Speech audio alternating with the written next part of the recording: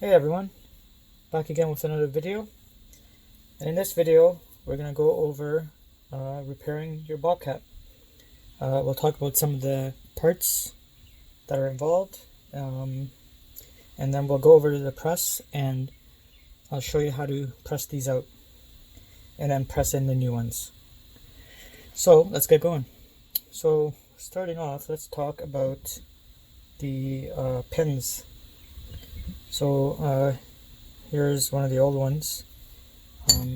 Here's one of the ones that I make. So it's a direct replacement. There's not much difference here. So the other pins for these guys here, these teat pins, by the way, go with these smaller rollers or wheels or whatever you want to call them, and then the key version are for these bigger ones that you'll find at the front and the back of your tracks. So these pins here, there's two variants of them, or two popular variants of them, and the difference mostly is the distance between these two holes. So this one here has 6 1/4 inches between them, and then many of them, if not most of them, have 6 1/2 inch. So you'll have to find out which you have to make sure that your cross hole screws will go in on both ends. So what I've actually going to introduce to you today, it's new. I've actually went ahead and made these universal pins. So what I have here is actually a slotted hole that will allow you to place your 6 1/4 or 6 1/2 inch Bobcat pin cross holes in there. So this will work in most, if not all, Bobcats. So you don't have to worry about trying to figure out which one you have. Maybe you don't want to pull these out ahead of time before ordering. Or your serial number is missing and you can't call Bobcat to figure out which one you have, or maybe they just don't want to give you that information without actually purchasing it from them. So this solves a lot of problems. It makes your life easier because you don't have to worry about which one to order, and makes my life easier because I don't have to worry that you're not going to be able to make use of these. A little bit more work for me to make these, but I think it's well worth it. So I'm pretty excited, and I hope it helps everybody out. So probably starting next week, anyone that orders a pin set from me will be getting these. Alright, so let's talk about the bushings. So here are the bushings that I have. Here's some of the original Bobcat ones. This one came out of this roller over here. I've already pressed one out, and this guy's worn pretty badly. I don't know if I can show you, but there's quite a bit of slop in there. So, as you can see, these are direct replacements of the Bobcats. Alright, so I have those, and then these are the seals that I use. So these are SKF. I really like these seals. These guys have a nice actual elastic, not even elastic, a spring in there that holds the rubber and gives it lots of tension, but keeps it on the pin. And I just think these last a long time and do a good job. Alright, so first step then to work on these, of course, after you pull these out of your machine. So I don't have a machine here to show you, I just have the rollers, but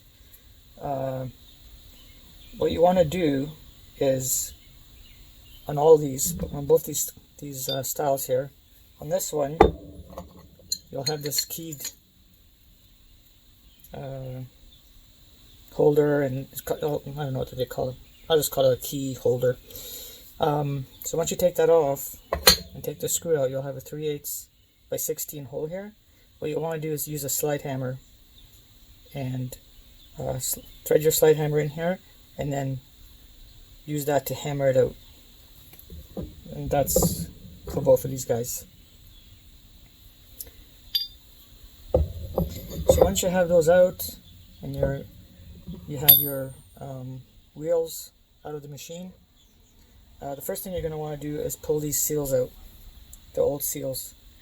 You don't have to, but I like to pull them out now because it's easier now than after, and I'll show you why later on in the video. So I just use this pry bar. Just use a good pry bar, and you get in there and just gently, without marring up the bore, you just want to tap these out. You just kind of work your way around to get it out like that. You could just use a screwdriver as well. I just happen to have this really good Armstrong pry bar. It just works really well for this. So then this one's already loose, but you know, pry it out, and here's the OEM Bobcat bushing. So once you got that out, what that gives you is access to the top of one of your bushings. So at this point, it's ready to go over to the press. On the other side, you know, we could just leave the old bushing there, or seal there. We'll press that all out in one go. So I'll just explain to you before we go over to the press what's going to happen. So this is the tool that I have, and I make these, and they're specifically sized for this job. So the way this works is that we'll put this in here. Now there's a little bit of play. I have this little boss on here to help you line it up, but the way this works is that boss helps you line it up, and maybe just eyeball it up a little bit, and then you press this through. What happens when you press that through is that lip gets sheared off, and then we push this all the way through to the other side. It's pressing everything out. The alternative is sometimes people will use a pry bar like this and put it in there and then try to hammer it out on the lip. So inside there you're doing this. I can see that working, but sometimes these bushings, and this one is not too bad, but I've worked on ones where these are paper thin all the way around. That's all that's left. Those people have waited too long to replace them, and that's very difficult to grab a lip, and then all you end up doing is marring up the inside of the bores. So here's one. Let me show you. Here's one that's I've already removed, and then you just end up marring this all up, and you don't want to do that because you want the new bushings to fit in there nice. But this is not a new one. Here's a new one. You want the new ones to fit in there nice. So I think at this point we're ready to go over to the press. So let's go over there. Alright, so here we are at the press. So let's talk about the press for a minute. So there's nothing special. This is just a 12-ton Princess Auto here in Canada, or probably Harbor Freight in the US. You can get one of these. And maybe I would say you could probably get away with less tonnage than the 12, because it doesn't really take a lot. So what do we need? So we just need to set up the roller as you see it there. Try to get it square and level as much as possible. The bushing press tool. Then I have just a couple pieces to help press through. So I got that guy, and then once you know, it's kind of halfway through, then I use this longer piece here to get it all the way through. So, you know, use whatever you have on hand. You know, you could probably use some sockets if you don't happen to have pieces of steel like this around. So let's get going. All right. So what you want to do is press this in here, or place it in here.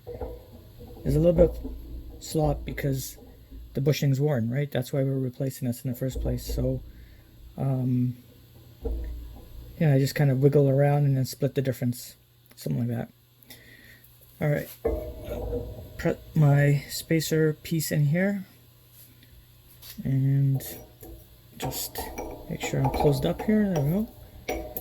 And just put a little bit of pressure on there. There we go. It won't take much, and you might be able to hear it snap through. Maybe not. There we go. That didn't make much noise. Wasn't very dramatic, that one. There we go. Take it back. It was dramatic. So now you just keep pressing, and eventually this bushing will make contact with the bushing from the other side, and then press it out the bottom.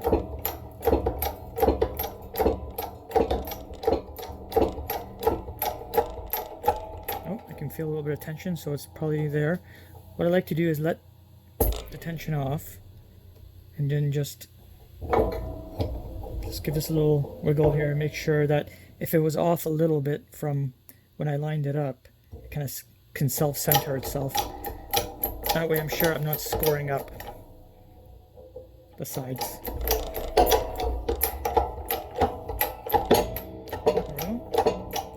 Now the second bushing is coming through, or coming out.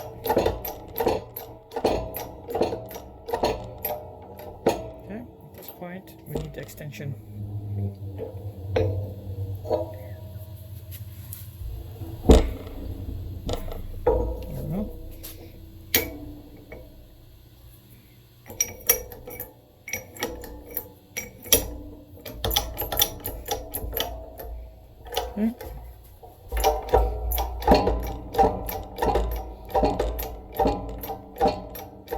Now let me see if I can just readjust the camera. Oh, and the seal just fell out. See if I can just readjust the camera so you can kind of see it falling out the bottom. Here we go.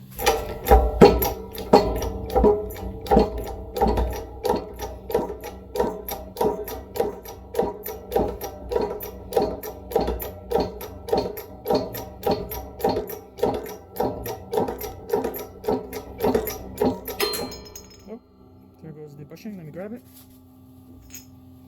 So here's the bushing from the opposite side. And just keep going until everything falls through.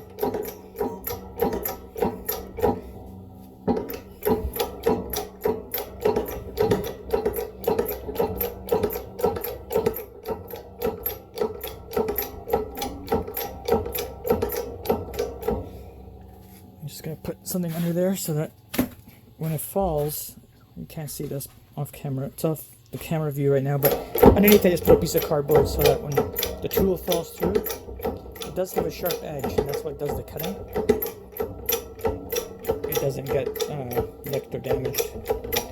Okay, it should be through in a second because it's getting very easy. There you go. Let me just grab all that. Alright.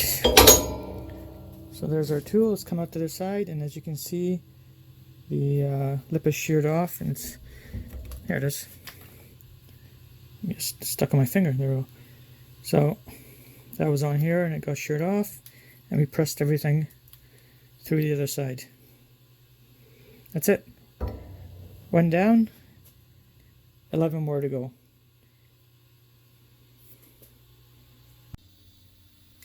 Alright, so back at the workbench.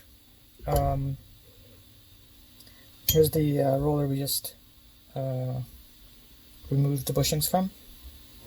So now what you want to do is go in there. I use this, what this actually is a gasket scraper, and works amazing for this. But if you don't have that, it's a regular old screwdriver, your pry bar, whatever you have.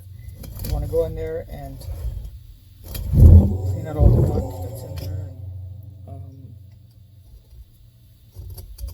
any remaining bushing bits that might happen to be there. You know, all sorts of stuff. So you want to get in there and clean that out.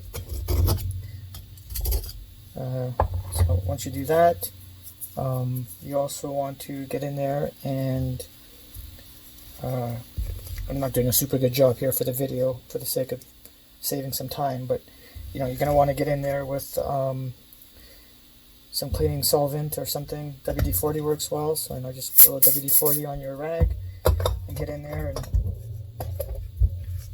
clean up the bores as best as you can. Look at all that stuff just came off of there. So you want to clean all that stuff up. The other thing you want to do,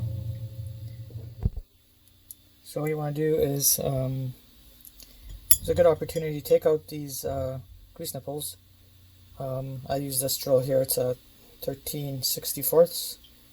And you can get in there and get all the gook out of there. Just be careful not to mess up the threads. Just get in there and press out any old grease that's in there, or any dirt or shavings or what have you that might be in there. That's always a good idea to do. This one actually is not too bad. Just looks to be mostly old grease in there. Talking about grease, it's really important on the way that these are set up that you grease your rollers very frequently. That grease will not only lubricate everything, but more importantly, it'll press out any oil or dirt, or not oil, but water or anything that may have gotten in there. You know, you're driving your Bobcat through mud and water and dust and all sorts of things, and as good as these seals are, somehow stuff still get in there. So putting that new grease through there will help flush all that out, and the more you do that, the longer this stuff will last. These bushings are actually oil impregnated bronze, so there's actually oil in here. Technically, in the right condition, this could actually run on here and kind of oil itself, but you know, under the conditions that these machines go through, you're going to want that grease pumping through there fairly regularly. So once you get all this cleaned up, you know, the bore's cleaned out, the holes, you're ready to press in your new bushings. So for that, we go back to the press. So let's go over there. Alright, so here we are back at the press again. So here's my setup now for pressing it in. We're not pressing anything all the way through, so I like to just put it on something solid. You don't have to build it up this high. I'm just too lazy to move this cross piece up. I have these pieces sitting around, so it's quick for me to do it this way. So what you want to do is just set this up on this lip here on the other side. That gives you about the best stability as you can get. So it's pretty important that this goes in square. You don't want to have it going in crooked. So the easiest way to do that is to have the least amount of buildup here. So for example, you don't want to use something this long that's going to tilt and then press your bushing in crooked. Some of these come with a pin like this screwed on. In that case, that's not so bad. The way I have mine set up, it's not screwed on. So I just have this shorter piece here that's about the same diameter as the lip here. You could probably just find a socket that's as close as you can get. So what you want to do is get this started off as square as possible. I put my little spacer on there. just kind of eyeballing it up from every angle and just making sure that it's probably as square as humanly possible. Alright, just slowly bring this down. Let me bring you in a little closer. There you go.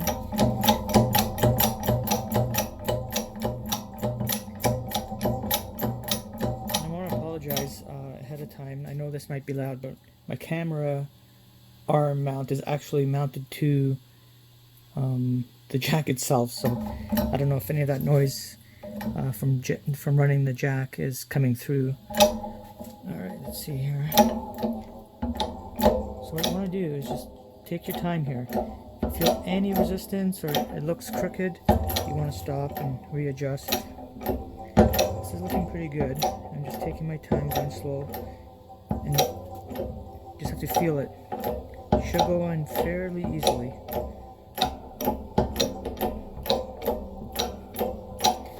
Just want to keep going all the way down. So what I'll do here, just for the sake of the camera, I normally don't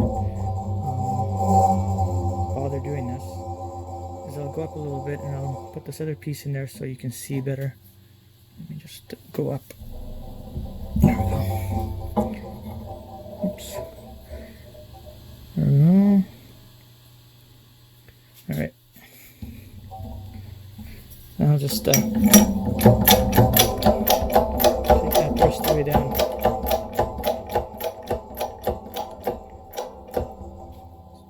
Just have to move my... There we go. So you don't need a lot of pressure here. You'll feel when it seats and you don't want to go too far. Almost there. There, I just felt the resistance change. That's it. You want to stop right there.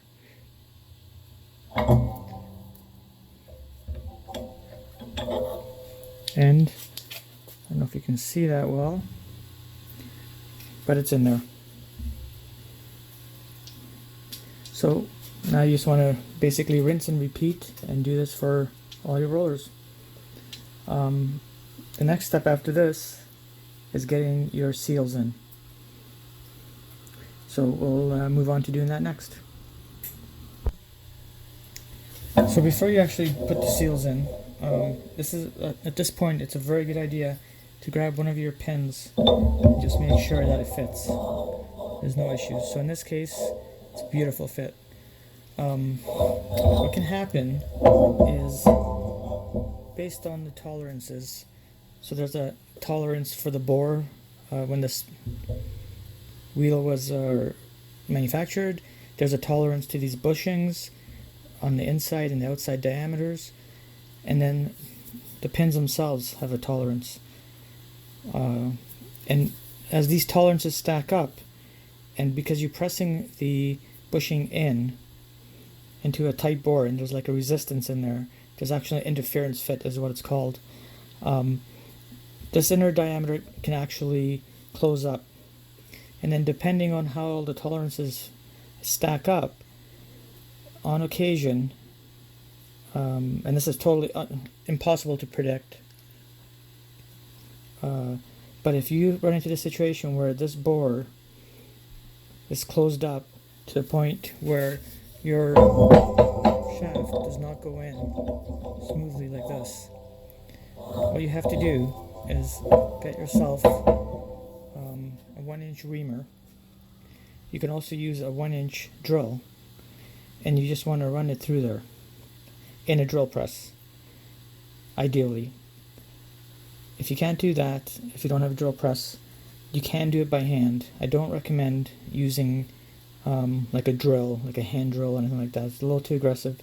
You just want to go in there with a hand, by hand, with a drill or a reamer, and just open that hole back up to a 1-inch. Now, if you don't have that situation, or you had that situation and have fixed it, this is the point where you can go on and install your seals. Now, to install your seals, you can use the press the exact same way that you saw me do the bushings. Alright, so here is the seal. We're still in the press. Again, just line it up as best as you can. You want it to be square.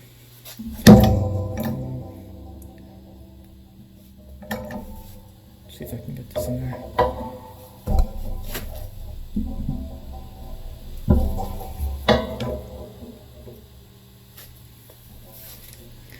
And you just want to press it in. Again, this does not need a lot of force. It's just more important to be square.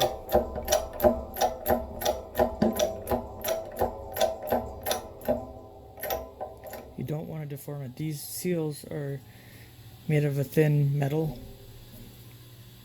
and they can easily be deformed if you put, you know, a 12-ton press, or 8-ton even, or even probably 1-ton. That's it. They just need to be flush. That's it. Perfect. So that's how you do it in the press. Alright, so there you go, guys. That's how you put in your bushing and your seals. Alright, let's go back to the workbench. Alright, there you have it. So, back at the bench here, seals, bushings are all pressed in. And we can just do one more test fit. Here we go.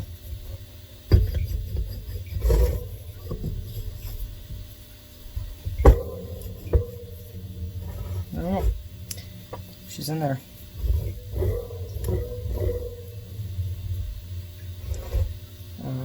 So why don't I grab everything else that finishes this off, just to kind of show what it looks like. Alright, so washers,